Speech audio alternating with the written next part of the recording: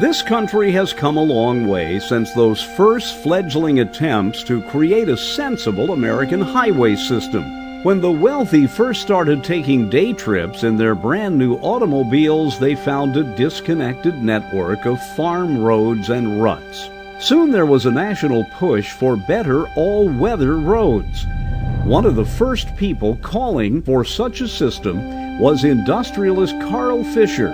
He wanted to connect the East and West in a project he called the Lincoln Highway. It would take a decade, though, before those interconnected trails that formed the Lincoln Highway could be widened, hard-surfaced, and improved. But a new generation of highways was on its way. In 1926, the old nicknames for roads were dropped in favor of a new national numbering system.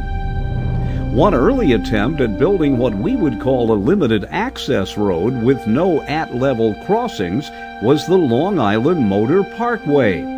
It was the brainchild of the Vanderbilt family. Ostensibly built as a racecourse, a few remnants do remain. Today's interstates are modern marvels. In the late 30s, two projects got underway, one in the east, one in the west. Pennsylvania engineers began converting an abandoned railroad right-of-way into what would become the venerable Pennsylvania Turnpike. In Los Angeles, the downtown sector of that city began to be connected to Pasadena with the Arroyo Seco Freeway. Both were pioneers in American road building.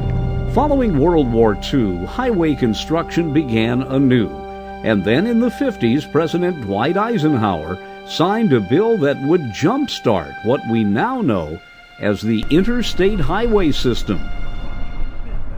And unless you've lived on the moon all your life, this is a familiar sight.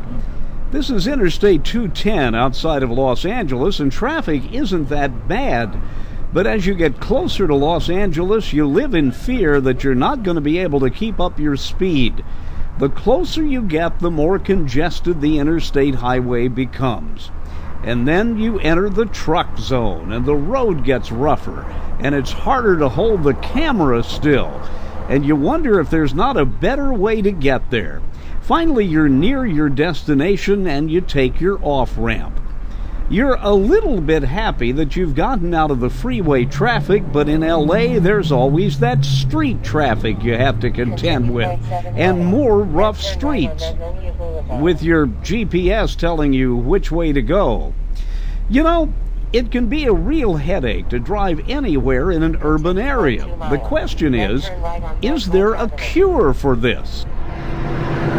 Well, the cure may be to get off the 4-lane on the urban roads and get down in here to the valley. This is San Mateo Canyon in Southern California. One of the original roads went through here because it's flatter and because something else had gone through here before the road. The railroad. We've talked about this before, but how many roads are the child of the railroad?